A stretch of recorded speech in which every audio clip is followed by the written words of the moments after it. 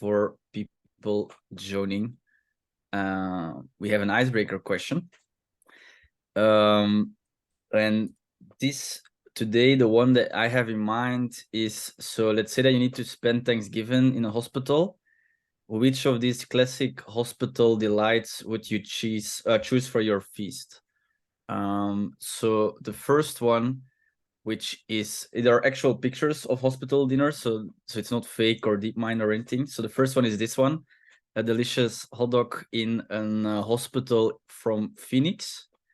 The second one is a vegetarian meal, because this is a vegetarian meal in Germany, which looks very balanced. And then the third one is what I think is called a bagel from Eastern Europe or something. I'm not sure what it is. Jessica, between all of these three delicious meals, given that food is a medicine, which one would you pick?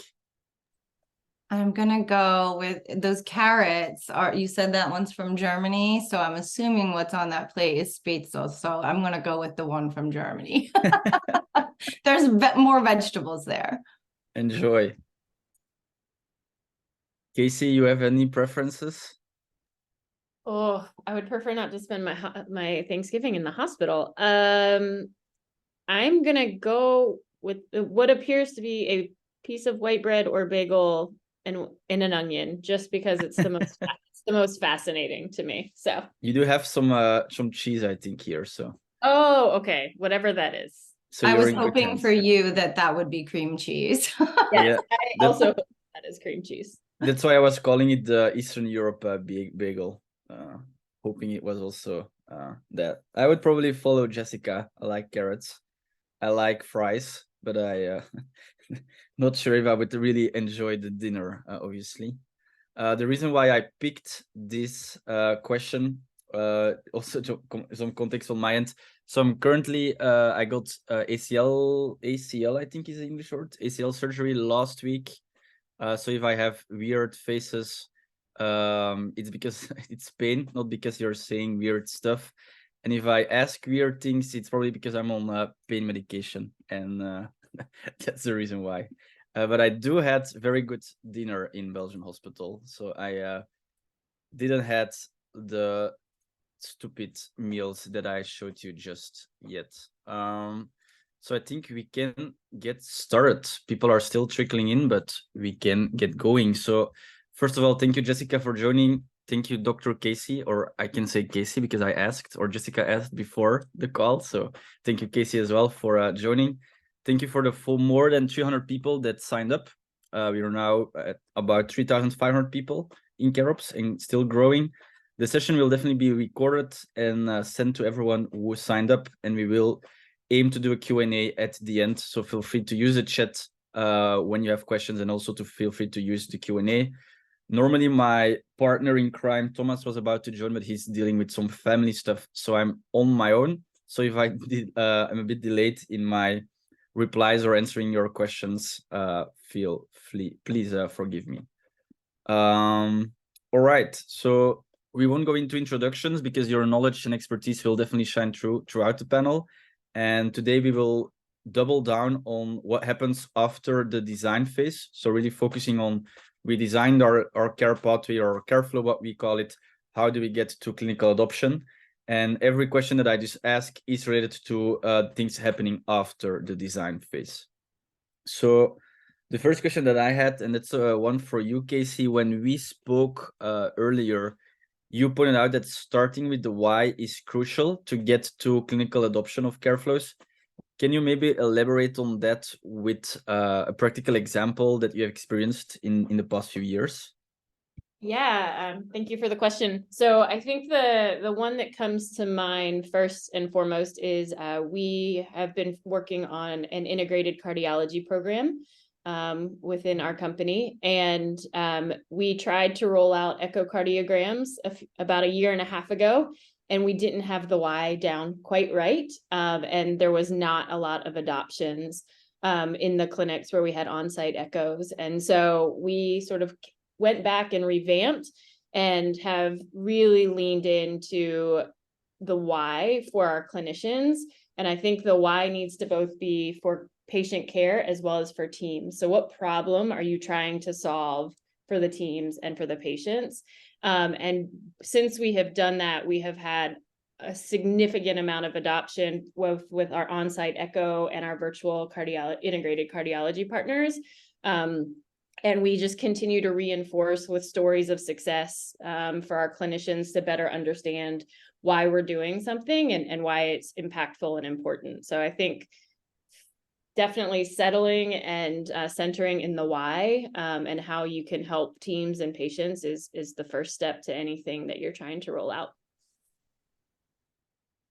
And Jessica, you, in our conversation, you also mentioned the why multiple times. It's like the cornerstone of what you also do. Can you give like a practical example of like how do you emphasize the why? Is it in a meeting, like a one-on-one? Is it company-wide? Do you share something on the intranet? Like how does that work? Yeah, absolutely. So I think there are a couple approaches here. One of the things that I try to index on when I'm sharing the why is kind of two-pronged. The first, it was taught to me as head and heart statements. So the first is your head statement, which is really rooted in the business reason or the data, the facts, the driving force, like this drives an OKR, it improves patient outcomes. And then the second is really rooted in the heart statement, which is what emotions might this evoke, either positive or negative, right? Like sometimes acknowledging that this process change or this new flow might bring up frustration, or it might be completely different than what you've done in the past. Just making space for that. We're all human, and it takes us time to adapt to change. Most of us adopt at different speeds. And then also just appealing to the thing that motivates the person who needs to adopt it. Like, I think we are here focused on how to drive clinical adoption, but success in clinical adoption actually starts like way back in the design phase as you're listening to others and really understanding their needs and their motivations. I love the head and heart statement. I will definitely steal that one. And let's say, so I'm the CFO of your organization, so I care about profitability and I want to see clinical efficiency. But me as a clinician, because I'm also a nurse, I care about like spending time with my patient and understanding their needs. How do you balance that? Do you then change the why based on the persona that you talk to, or is it finding a balance between business impact and also what clinicians really care about? Yeah, I think it's both. I think, Casey, you're welcome, Dr. Casey. You are welcome to add your clinical perspective.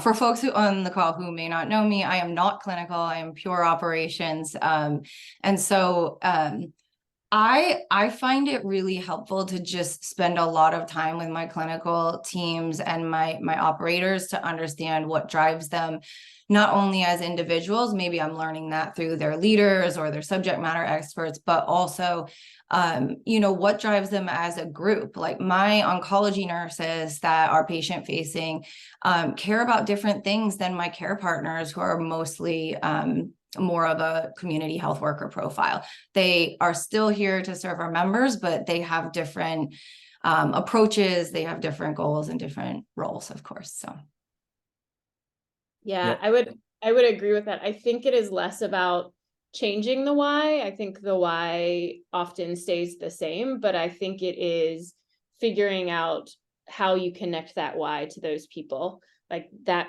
particular group. I think from an clinical operations standpoint, the more you can be on the ground, the more you can see actual day-to-day work.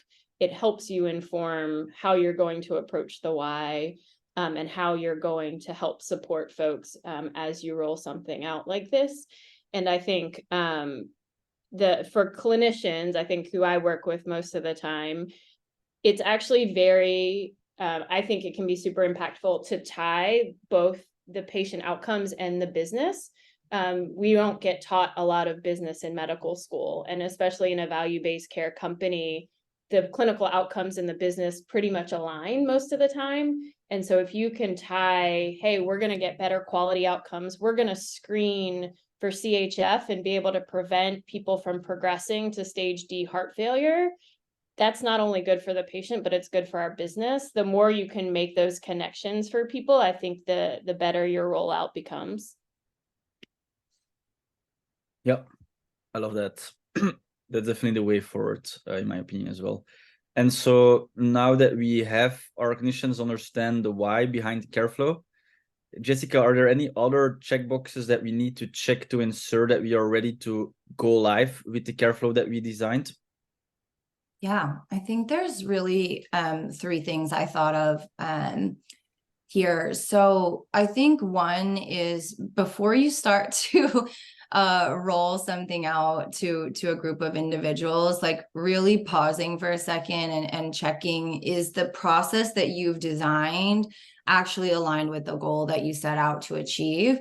I think especially in startup world, it is very easy to just like decide on a path, start down that path, keep going.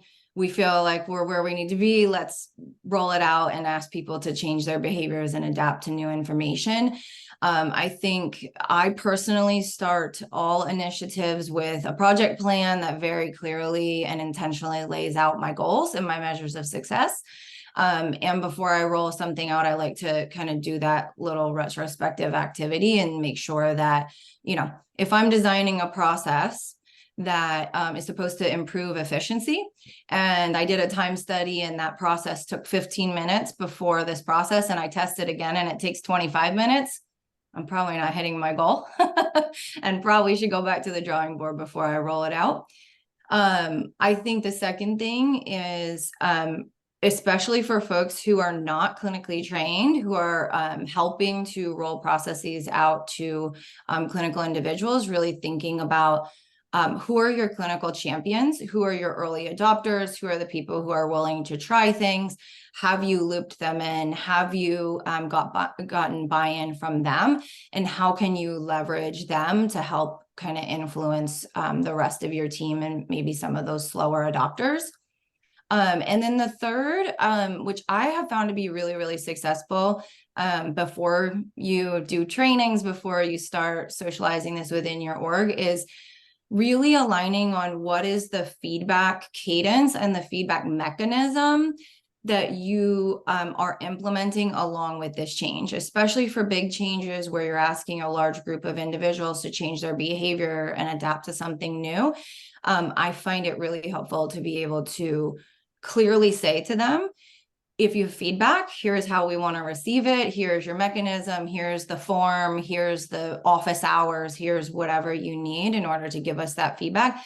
And then I would be remiss if I didn't say this, like, you have to actually follow up on the feedback. If it goes into a void, and you're collecting it just to check the box, you're going to lose trust from your team pretty quickly, and they're going to be slower adopters in the future. I love that last point. Casey, you also mentioned that in our conversation, like, you need to find a nice balance in like when to get feedback and a nice way to also receive that feedback. What is the most successful strategy, or is it like a mix of strategies? Is it filling in a paper form? Is it a Slack channel? What do you think is needed in your environment from a feedback perspective, specifically? Yeah, I mean, I think it varies a little bit in terms of the audience. And I think we have found Slack channels, dedicated Slack channels, are helpful for really quick feedback and really quick response time. And I think, to Jessica's point, feedback doesn't mean anything if you don't try to address it and show folks that you are trying to pivot if you need to, or at least hearing the feedback. And so I think it's really important. So I think we, especially when we start pretty small, oftentimes with our programs, and those few clinics that we may start with, we have a dedicated Slack channel. We're super responsive. We have a team on it. I think another way that we think about it is a survey that goes out.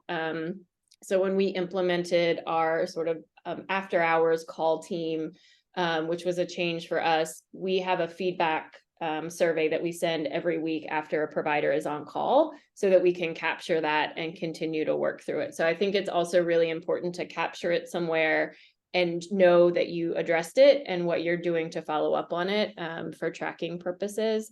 But I think surveys and Slack channels are the two biggest ways that we do it. And then if we have, one-on-one meetings, we'll also ask for feedback there. Yeah, I would add to the one-on-ones. I think it's really helpful to have the folks who are leading these teams completely aligned, and make sure that they are read in early if possible, so that they can be a resource for their team. You're going to have folks who feel really comfortable speaking up in groups, but you're going to have others who, kind of want to talk to their leader. And sometimes, frankly, that's more productive, because you may have a whole team who's adopting and one or two, slower adopters. The only thing I would add to what Casey said is, we do try to do quarterly retros on some of our bigger initiatives, some more structured feedback with the, appropriate group of stakeholders, and really spend at least an hour talking about what went well, what did we learn, and what could we improve on for next time. And it's really valuable to have that kind of 360 view. I'll also say, just from experience, that if you're thinking about true adoption and people changing their behaviors, certainly you want feedback along the way, but week 1 or 2 is probably not the right time to ask how satisfied are you with this. They haven't had enough time to try it. They haven't had time to change their behavior. I won't throw out the 3-week rule, because I think there are people who adapt faster, but I think 2 to 3 weeks is usually a generally good timeline to think about doing that check-in. Yeah, and I think you brought up a great point, Jessica. I think we have also, especially as we roll out sort of integrated cardiology and different things along those lines, we set up regular cadence with the clinical operational leaders at the clinic and the market level. And so we're pretty good about doing that weekly for at least the first 4 weeks to really troubleshoot, work out problems. And then we move it to every 2 weeks to every month. So to do what you said, Jessica, which is get more feedback and think about scalability and how we can grow the program.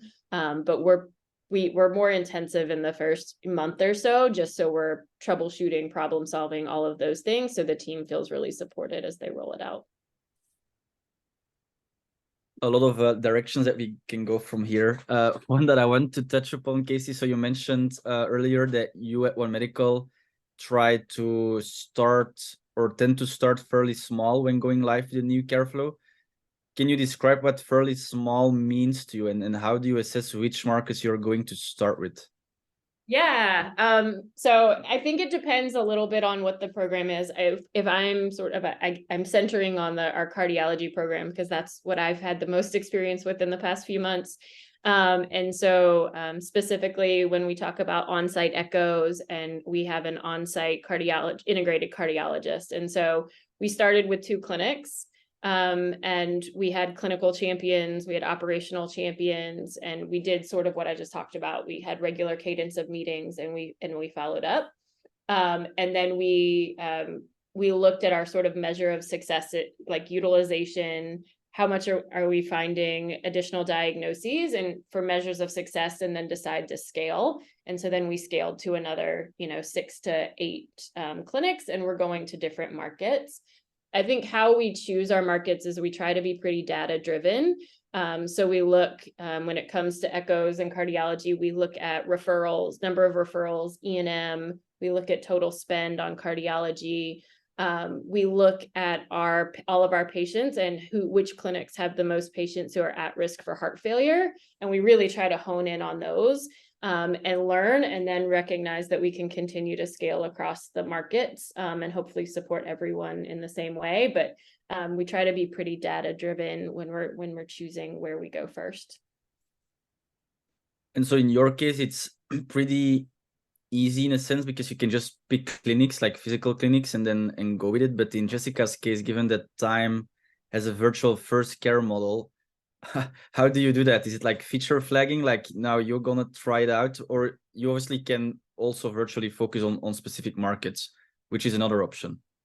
Yeah, I think honestly, the virtual approach is a lot like what Casey described. It's just different segments, right? So we can look at geographic regions, but one of the things that's nice about being virtual first is that we can pilot pretty much anywhere without having physical infrastructure there. So we also do, depending on what we're looking to achieve, we source the data, we figure out like what population, is there a certain type of cancer that this initiative might impact more heavily than another. We can sometimes look at age ranges, geographies. In some cases, we may even pilot things that are specific to a role. Like we may say like, technically a non-clinical person could do this, but would it make more sense for our nurses to have these conversations given their level of experience or just the other work that they're doing within their day? So still focused on the data, but just a little more flexibility in terms of like population and location. Yeah, that makes sense. I said the question and then I said that's stupid because patients still live in specific locations. So no, it's actually a good question. I mean, we also can look at things like what comorbidities do they have? What, you know, how do we classify their acuity level? Are they low acuity, high acuity based on, you know, the algorithm that we use to assess severity? So it's not a silly question. It's actually a good one. But so in your case, let's say that you want to focus on cancer patients that also have heart failure. It can be that you focus on patients that are both on the East Coast and the West Coast, given that you are virtual. Is that correct? Or yep, exactly. Okay. Yep, we're not necessarily capped by that geography. The only thing that caps us really is obviously our licensure, but if we're already serving members there, then we definitely have licensure. Yep. Okay. That makes a lot of sense. And I see the chat is also loving the data-driven approach that both of you take. So that's great. Jessica, you also mentioned during the preparation of this webinar that the product should inform the care flow to get to the right level of adoption. Can you elaborate what you mean by that and how that is done at Thyme Care? Yeah, definitely. So there's kind of three approaches that we take, and they're mostly sequential. So first, you know, I know we're talking about implementation and adoption, but I said earlier, it starts all the way back from the discovery and design.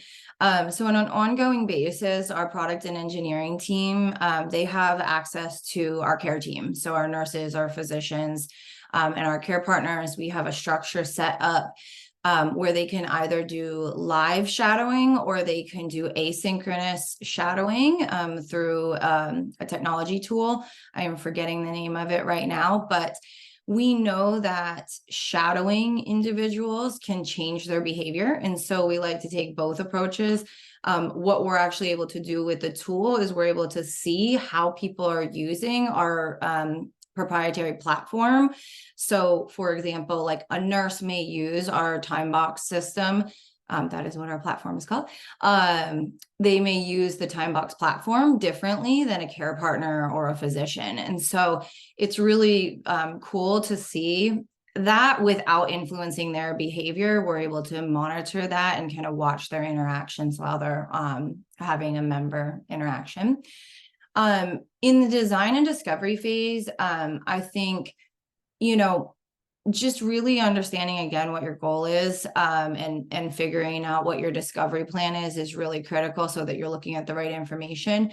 But one of the things that we do in terms of implementation is our product within our platform, we use something called playbooks. And so essentially a playbook is a customizable series of tasks that help you assess or drive a process. So what this allows our team to do is it gives them kind of a foundation, right? So if a member is expressing that they have a financial assistance need and they kind of launch this playbook for assistance, it will give them all the steps that they need. And then as they work through those steps, they can determine that they either don't need them because it doesn't apply to that member, or they will have built-in guidance within the product to tell them what steps to take next. So for financial assistance, that could look like, you know, discuss housing security with the member. Can they afford their mortgage or their rent? Discuss their ability to afford their care. Is the cost of their care going to be a barrier? And if yes, take these steps, and here are links to the resources in their area. So what we aim to do is really build that in, but not so hardened that it can't be flexible to the member's unique needs.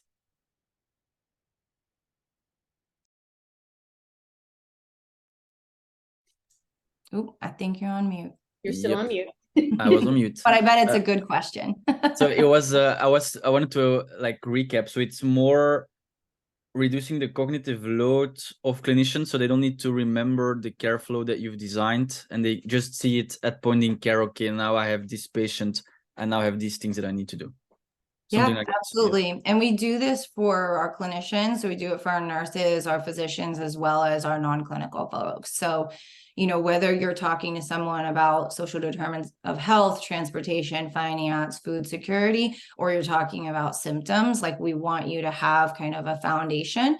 And again, like all those things might not apply to that specific scenario. So it's more like a recommendation, and then you can make your judgment on whether it applies. Yep.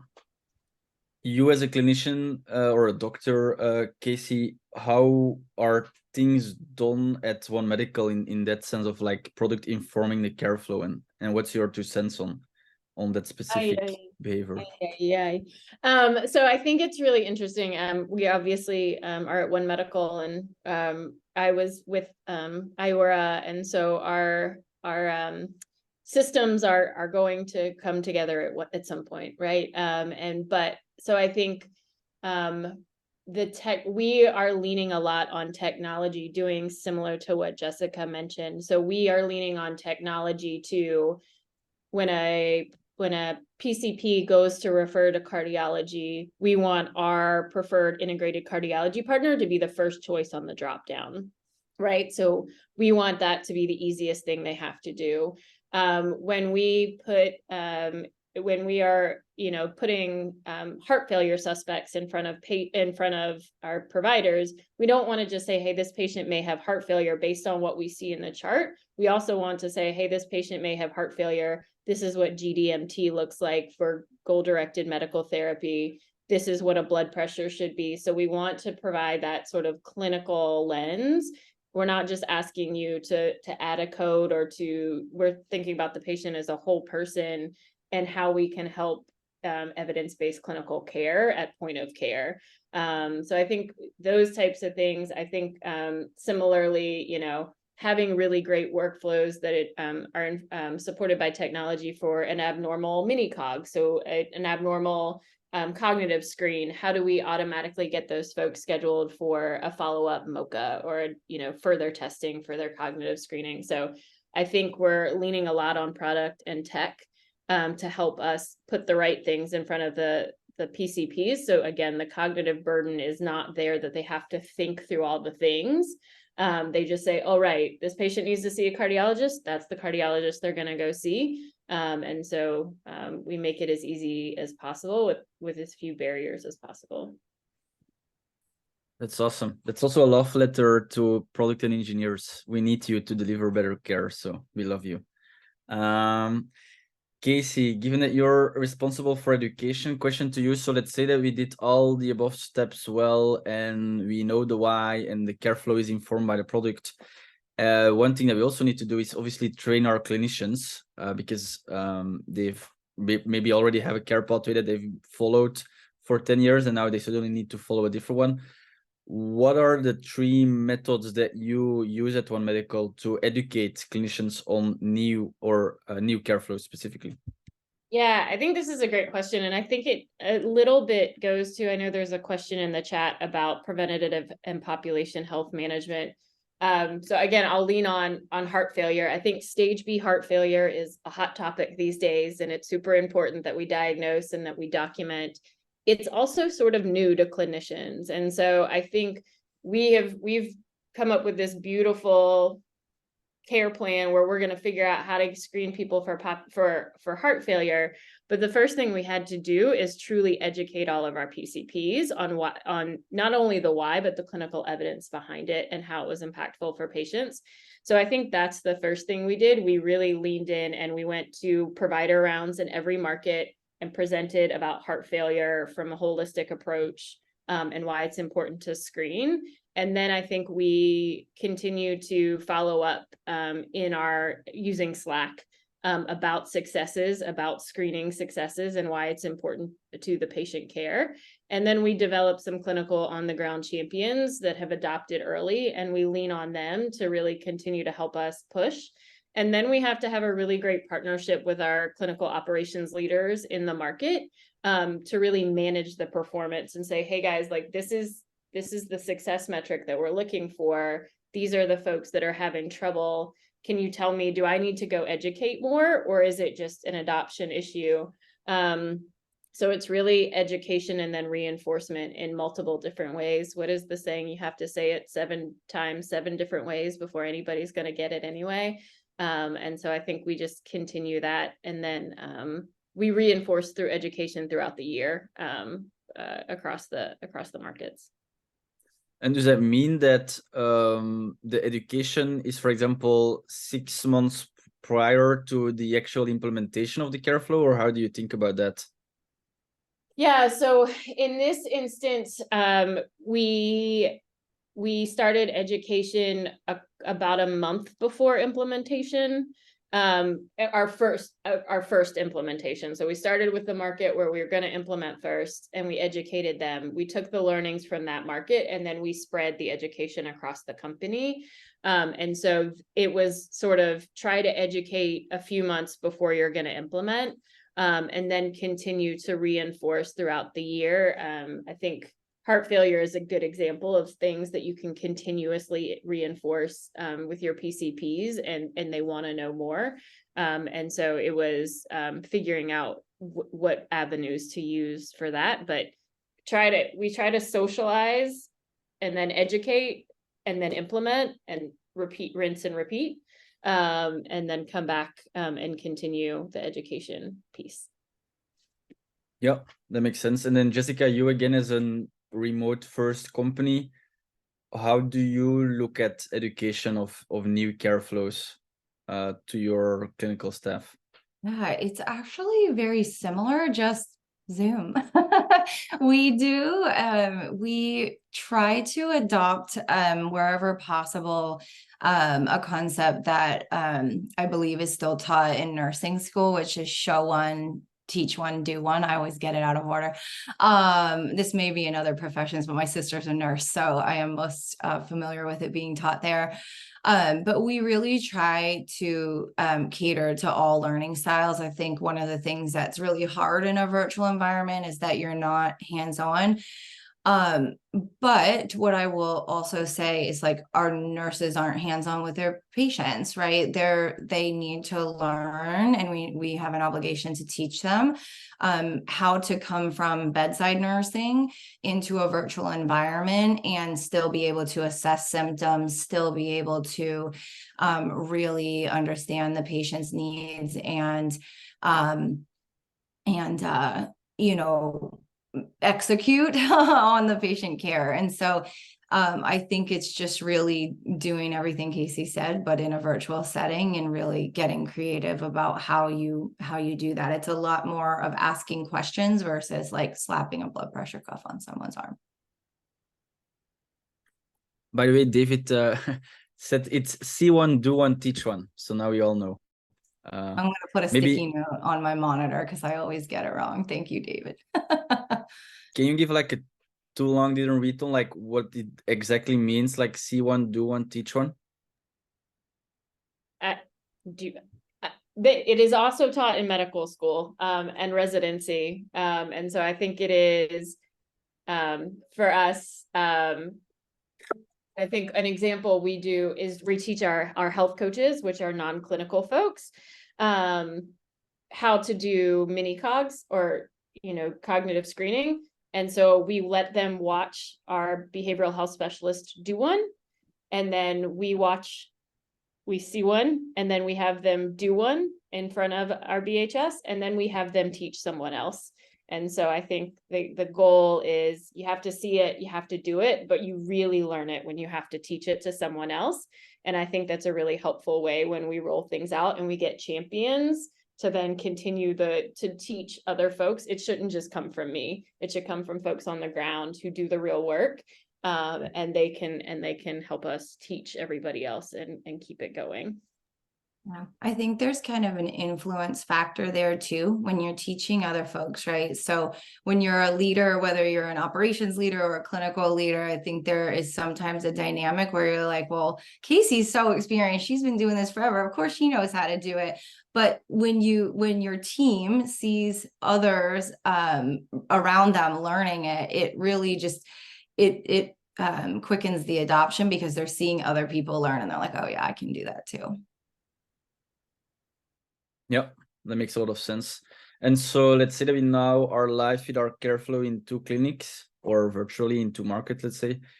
How do you evaluate the adoption by the clinicians? Like, how do you know that the rollout is successful or not? Are there any specific metrics that you track standard, or yeah, how do you think about that? Yeah, one of the two can answer. Casey, you want to go first or you want me to go first? I am happy to go first. I mean, I think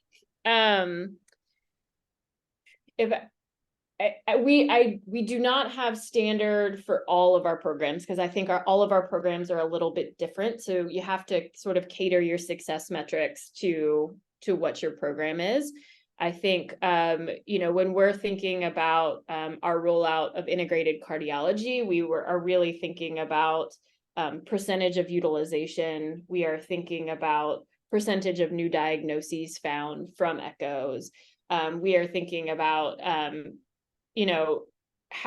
what percentage of our patients are going to our integrated programs versus into the community, right? We obviously want that to continue to rise for our integrated programs. And so I think we have an amazing analyst team. So not only love to IT, but love to analysts who have created this amazing dashboard where we can weekly look at our utilization, our capture rate, what percentage we're looking at, and we're able to see the trends. And to I think somebody's point in the chat, when do you know it's a success? I think we look at it by week, we look at it by month, and then around 30 days is when we start saying, okay, do we need to think about scaling? And then we continue to monitor those metrics. And so I think that's really important for us, is just whatever your metrics are, you need to continuously monitor, you need to look for trends, and then you need to decide if you're going to pivot, if you're going to troubleshoot, or if you're going to pull the plug, if you're not going to scale. So I think those decisions get made decently quickly as we're trying to push things forward. Definitely. And I agree with everything you just said. In addition, I think one of the things, and also for context for folks, at Thyme Care, our largest population of clinical individuals right now are our Thyme Care nurses. These are all oncology trained, very experienced nurses with like 15 to 20 years or more in oncology. And so when I think about process adoption by our nursing team, we also monitor, in addition to everything Casey said about like, we've defined our measures of success, we have the data and reporting we need, we're tracking and measuring that every step of the way. We also have a quality program that is led by one of our nursing leaders. And it's designed by our nursing leader. It is led and executed by a nurse. And through that quality monitoring program, we are able to assess, it's built in for process adherence. We are able to see are folks following the process in the way that it's designed. And the intent of that is not to kind of like ding someone if they're not following this process we've built. It's to understand where are they veering from the process that might be impacting our outcomes in the data and reporting. And if we start to notice it at an individual level, that allows us to maybe check in with that person and figure out, like, do they need additional support? If it's happening at a more of a trend or team level, we're able to say, like, okay, something's not working here. Like, our quality process is telling us that they've not adopted to the process we've designed, and, like, let's go back to the drawing board because it's not serving our clinical team.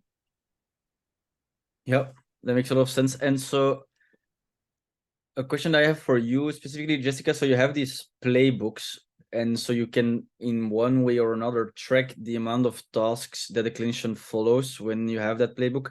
Is that then something that you also track? Because what I hear from the people that I talk to is everyone tracks outcome measures, like impact, like amount of annual wellness visits scheduled or all of that stuff. But almost no one is tracking the adherence specifically. Like, are clinicians following the care flows that we've designed, or are they just freewheeling when they see patients? Because it's super hard to track. But I assume that you are in a position where you can, given that you have built that product, or am I totally mistaken? You are not mistaken. So I'll caveat what I'm about to say by saying, we never want our clinical team members, whether they're a nurse, physician, NP, you name it, to feel like they have to do a thing because it's there in front of them. Like, we always want them to do the thing that is right for that member's unique situation. I think that's a huge, I'm probably stating the obvious here to this group, but that is a huge demotivator in clinical team members, is feeling like you're following a process just to follow a process. We can track, measure, monitor those playbooks and those tasks, right? So in theory, we do this for some of our workflows, not all of them. In theory, we could report on, like, hey, there's 10 standard steps in this playbook, and step 2 always gets removed. Maybe that's not adding value. Maybe that's not a thing that's actually relevant. So yes, we could do that, in addition to tracking the actual outcome, which is, like, in the example I gave earlier, like, we identified 3 sources of financial need, and we connected them to 3 resources that meet their needs. Yep, that makes sense. Maybe a harder question. So, but we are always talking about, like, KPIs and all of that. And I don't want to do a master class on, like, how to set the right KPIs, but what's, like, one example of, like, a very bad KPI that you all agreed on as a team? Like, yeah, we'll definitely measure that, and then after a few weeks realized, oh damn, we made a mistake here. Does anything specific comes to mind that you think is worth noting for the audience? All right, I'm going to give you thinking space, Casey. Yes. I think this is a little bit of a vague answer, but I did see it go very poorly. Like, I think, we want to keep our teams happy, motivated, engaged. We want to build processes that support their work instead of creating barriers. But I think you veer a little bit into dangerous territory when you ask about satisfaction related to processes too early or in a too vague of a way. I kind of touched on this a little bit earlier, but you're asking people to change their behaviors, some of whom have, like, been taught all through medical school or all through their careers. They have their own processes. It's gonna take time. There's no magic answer, I'm sorry to tell everyone. And so I think you have to be really intentional. If you're going to ask things about satisfaction, you have to be very, like, intentional about, like, you can't ask a question like, Casey, how satisfied are you about our new cardiovascular program? Like, that's just so vague. And it might not even, the feedback they have or the answer they give might not even be related to the very specific process that you were hoping to get. So I think if you're going to ask that kind of question, you have to be really, really explicit of what you're trying to get at. Yeah. Any ideas, Casey, or? No, I was just gonna say, I think mine was similar to Jessica's. I think when we rolled out again, our on-call, like, coverage team, we asked our PCPs how satisfied they were very quickly, because we thought it was the best thing since sliced bread that folks were going to have more support on call. But, like, in that first few weeks, few months, it was messy because you have a different team in your charts, just making medical decisions, and you had to figure out that communication piece. And so people weren't super satisfied. And so we were like, oh no, we're failing. And when the reality is we should have been more specific and said, like, these specific things, how are you more satisfied? And then go and figure out the communication piece. And had we stopped the program because people weren't satisfied in the first few weeks to months, I think we would have been in a much different place. So I think it is really, like, especially at the beginning, thinking very specifically about what satisfaction may mean, and then letting the process play out before you ask truly how lives have changed with some of this stuff. Yeah, that makes sense. And it's also learning that I have as well. Don't ask satisfaction too early, otherwise you'll be in trouble.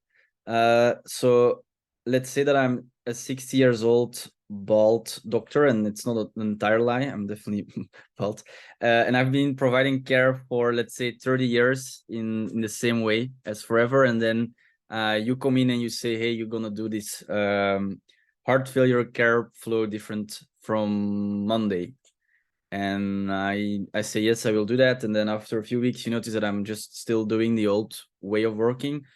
So I'm not adopting your new care flow. What does the conversation look like with those clinicians that don't adopt the care flow, and who's having that conversation? Yeah. So first of all, I screwed up if I just dropped it on him, this bald physician, and said, hey, Monday, you need to be doing this differently. Like, I should have been socializing and educating months ago. So bad on me. And it's my fault. And I deserve to have all the conversations I need to have in a way. And so I think the leading with curiosity, I think, is always the right place to start. You never know what's going on with a PCP or a team member or anything like that. So I think it is, I tend to go to the PCP's clinical leader and say, hey, this is what we're seeing. Here's the data. Can you give me context? How can I best support this? I try to lean as much as possible on their managers to help manage their performance while we help in the background to drive. But I always offer my support to say, hey, like, I'm rolling this out. If the PCP wants to talk to me and tell me how we could be better, I'm happy to hear that. So it is reaching out to the PCP with specific examples to say, hey, what were the barriers right here? And how do we overcome them to help you? And continue to ground in the why of why we're doing this thing and knowing that it's different. So I think if you can lead with curiosity and not accusations of why somebody is not doing something, it gets you a lot further than any other way I've gone about it. I love that. Any thoughts on that specifically, Jessica, or is all set? No, I actually think same. I think also as a person, again, who's not clinically trained, I think you have to recognize that dynamic. I think, you know, it would be silly to pretend that there is not a dynamic there, right? It is probably not going to turn out well if you come to your physician colleague as an operator and say, why are you not following this process? So I take a similar approach to Casey, where I'm leaning into our clinical champions, I'm leaning into the leaders. And I think at the root of it, it is like many performance things. Is it a skill that they need some assistance with, or is it a will? Like, are they just being resistant because they are maybe like have a perception of this process, or, you know, they're just resistant for a personal reason, versus like, maybe you've rolled out a process and you made an assumption that they know how to do a thing, and your process and your training didn't account for the fact that this actually is a new skill for some people. So I think being able to get to the root of that is really, really helpful. And I think just building on what Casey said about like thinking about the process, the training, and not always the individual is a lot more fruitful in not making those accusations, but also understanding, like, if I'm seeing this in one or two places that I'm aware of, how can I assess if this is actually happening more systemically, or if this is an isolated issue? I always try to go back to assessing the process before the people. I think that's the right thing to do. I say this often in my days, but like, I don't think that people show up and want to do a bad job. I don't think people show up and like most of the time want to be resistant. So you have to just spend some time getting to the root of that and leveraging your data, your relationships in order to get there. Yeah, that makes a ton of sense again. We only have 5 minutes left and obviously want to leave some room to the audience. These are some audience questions. So the first one, we already addressed it partly, but I want to like double click on that because it's definitely an important question to answer. Like, how much implementation time do you give to decide that a care flow is successful or not? And at what point can you still troubleshoot? And when do you go back to the design drawing board and start over? I think I said a little bit about that. Jessica, do you have I'm sure you have. I will, on top of what you said earlier, I think, you know, for us, and I know I keep saying this, but this is where like my project plan comes in, and I'm thinking, how long do I want to give this? I've done my research. I've, you know, seen if there are other companies that have tried this. I've seen if there's, you know, journal articles or whatever I can find that might tell me more about how long we should give it.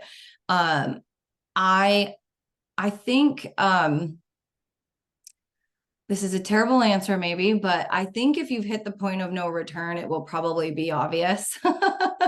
Your data will tell you, your team will tell you, everyone will be unhappy and you will not be making movement in your numbers. And I think, you know, depending on what is important to you in that project, like, you need to think about your member abrasion or your member experience. You need to think about the targets and measures of success that you've set. And if all of those things are failing, it is probably time to scrap it and go back. If you're impacting your clinical team's motivation and your member experience and the data is not changing in 2 to 3 weeks, it's probably time to go back to the drawing board.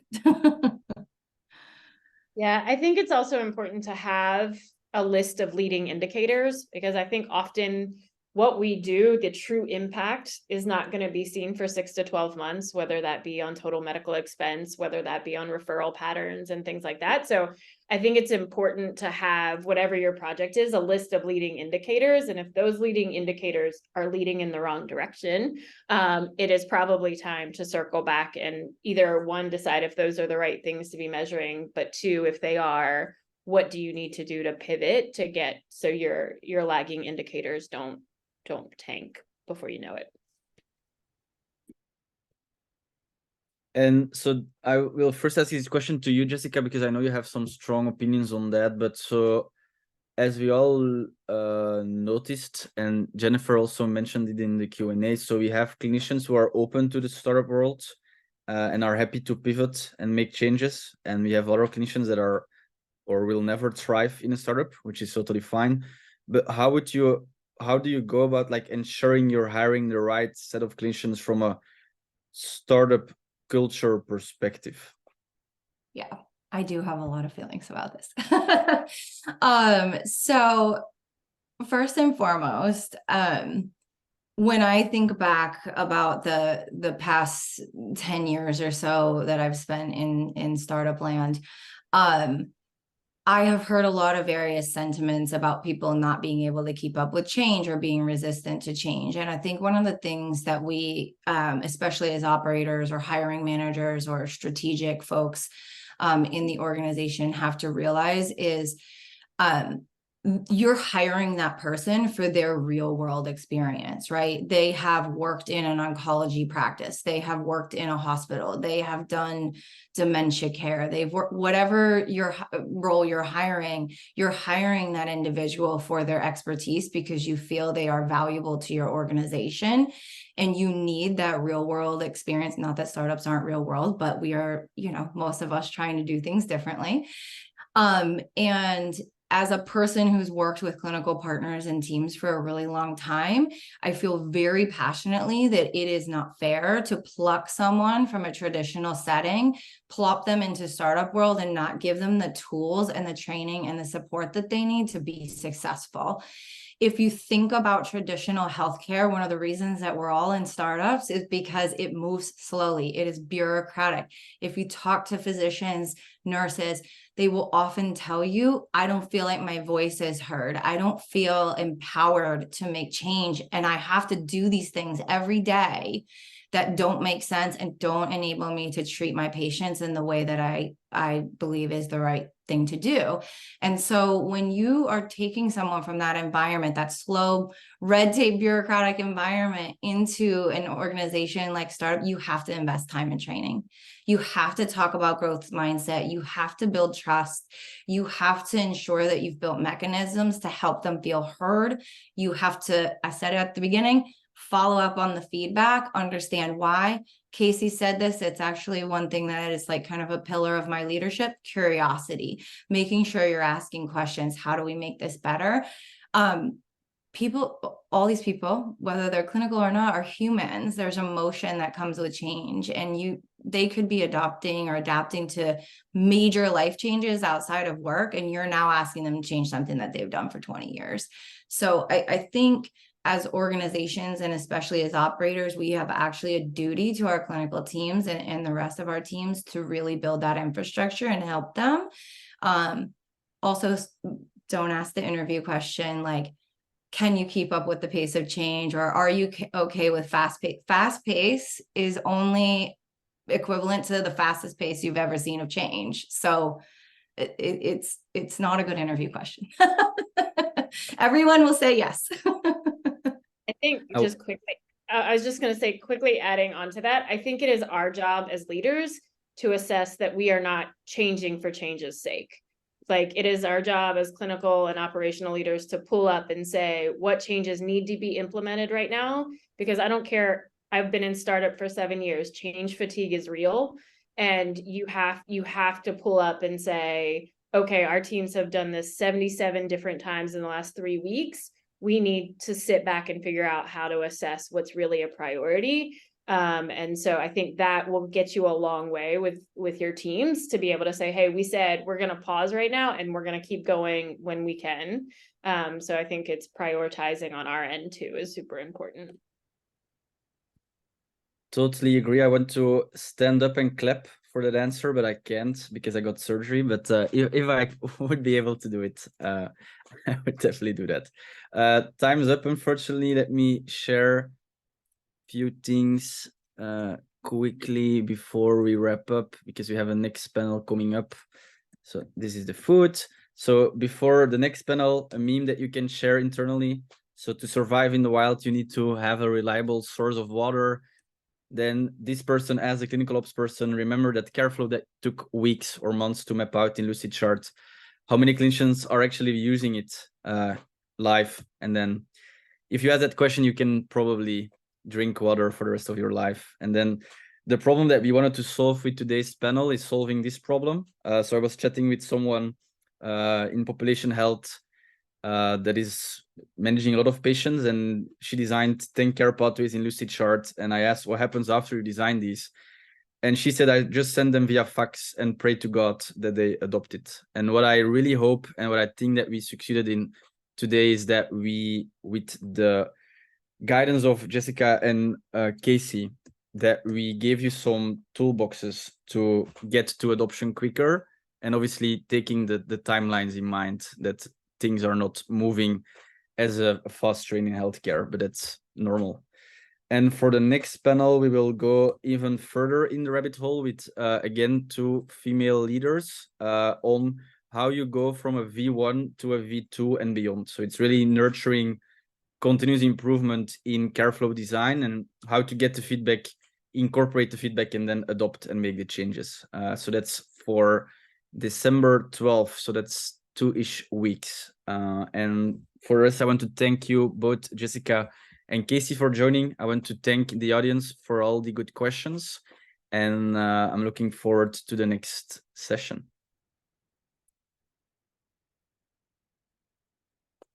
Thanks for having us, Rick. Thank you Talk to all. you soon. See you. Bye bye.